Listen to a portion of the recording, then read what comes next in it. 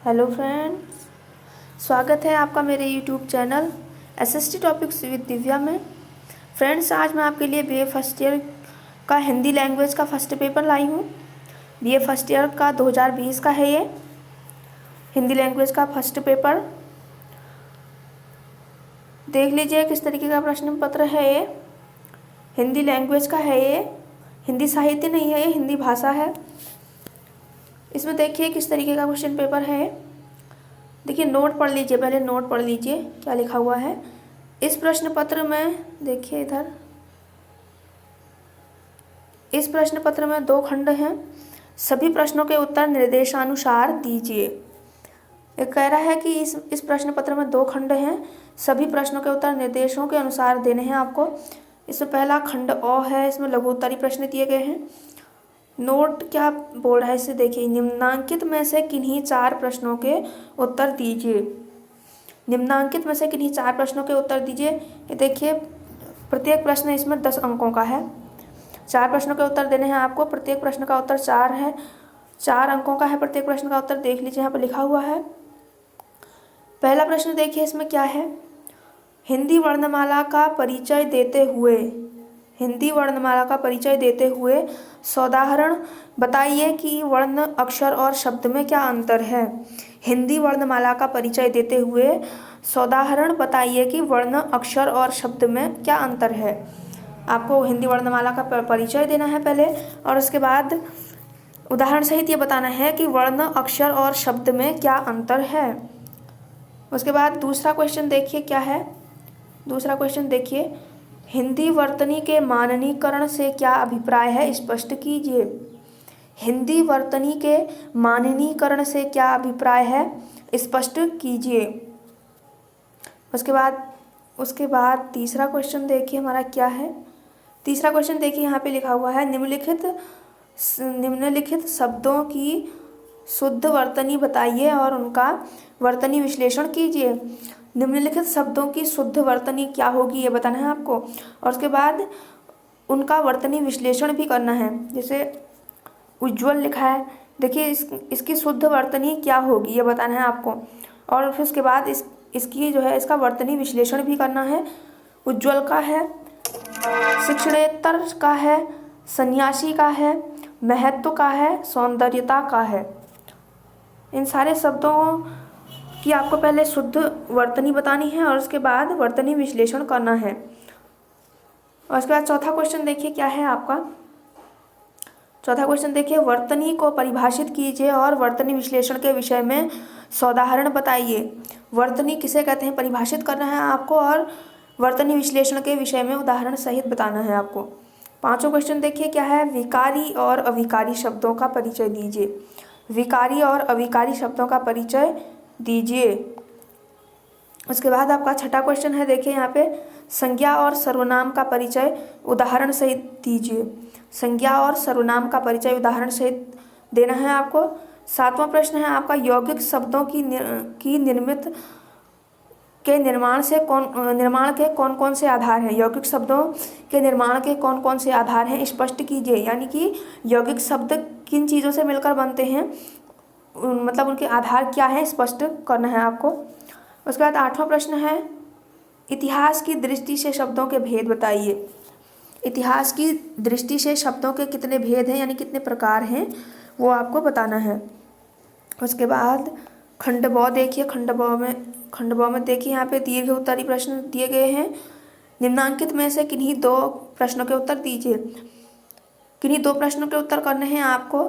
प्रत्येक प्रश्न का उत्तर जो है 17.5 अंकों का है। प्रत्येक प्रश्न का उत्तर 17.5 अंकों का है। इसमें देखिए प्रश्न क्या है। निम्नांकित अंग्रेजी पारिभाषिक शब्दों के हिंदी प्रतिपारिभाषिक शब्द बताइए।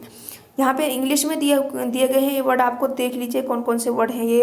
एकेडमिक लिखा है, टर्मिनेट लिखा है, ओथ, ऑप्शन, ये जितने भी वर्ड लिखे हुए हैं यहाँ पे इंग्लिश में, इनको हिंदी में क्या बोला जाता है। हिंदी प्रतिपारिभाषिक शब्द बताइए, ये लिखा हुआ है कि हिंदी में इनको क्या बोला जाता है, वो आपको बताना है।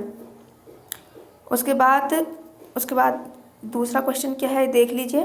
निम्नांकित गद्यांश का, यहाँ पे देखिए ये लिखा हुआ है, निम्नांकित गद्यांश का हिंदी में अनुवाद कीजिए। यह गद्यांश से दिया हुआ है। यहाँ पे आपको ये देख सकते हैं आप इसे, इंग्लिश में दिया हुआ है। इसका अनुवाद करना है आपको हिंदी में, इसका अनुवाद आपको हिंदी में करना है। उसके बाद देखिए 10वां प्रश्न कौन सा है ये, निम्नलिखित वाक्यों को निर्देशानुसार परिवर्तित कीजिए। निम्नलिखित वाक्यों को निर्देशों के अनुसार आपको परिवर्तित करना है। अब इसमें देखिए पहला क्या है, पहला देखिए क्या है इसमें, वह परीक्षा देने नहीं आ सका क्योंकि वह अस्वस्थ था। वह परीक्षा देने नहीं आ सका क्योंकि वह अस्वस्थ था, इसको साधारण वाक्य यानी सरल वाक्य में आपको परिवर्तित करना है। वह परीक्षा देने नहीं आ सका क्योंकि वह अस्वस्थ था, इसे सरल वाक्य में कैसे लिखते हैं वो आपको लिख के इसमें दिखाना है। उसके बाद दूसरा देखिए क्या है, दूसरा देखिए वह नहाकर स्कूल चला गया। वह नहाकर स्कूल चला गया, इसको आपको संयुक्त वाक्य में लिखना है। वह नहाकर स्कूल चला गया। तीसरा देखिए क्या है, तीसरा देखिए परिश्रमी छात्र सबको अच्छे लगते हैं। परिश्रमी छात्र सबको अच्छे लगते हैं, इसको मिश्र वाक्य में परिवर्तित करना है आपको। परिश्रमी छात्र सबको अच्छे लगते हैं, ये वाक्य दिया हुआ है, इसको आपको मिश्र वाक्य में परिवर्तित करना है। उसके बाद चौथा देखिए क्या है, चौथा आपका क्या है, वह कौन सा मनुष्य है जिसने महाप्रतापी राजा भोज का नाम न सुना हो। वह कौन सा मनुष्य है जिसने महाप्रतापी राजा भोज का नाम न सुना हो, इसको आपको साधारण वाक्यों में परिवर्तित करना है, साधारण वाक्य में परिवर्तित करना है। उसके बाद पांचवा क्या है ये देखिए, थोड़ा रुक कर बोलिए। थोड़ा रुक कर बोलिए, इसको आपको क्या करना है, संयुक्त वाक्य में परिवर्तित करना है। थोड़ा रुक कर बोलिए, इसको आपको संयुक्त वाक्य में परिवर्तित करना है।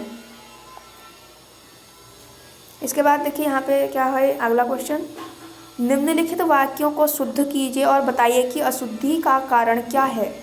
निम्नलिखित वाक्यों को शुद्ध करना है आपको, जो नीचे दिए गए हैं ये शुद्ध करना है और बताना है कि अशुद्धि का कारण क्या है, इनमें क्या अशुद्धि है, पहले ये बताना है कि आप पहले इनको शुद्ध करना है, उसके बाद ये बताना है कि इनमें अशुद्धि का कारण क्या है।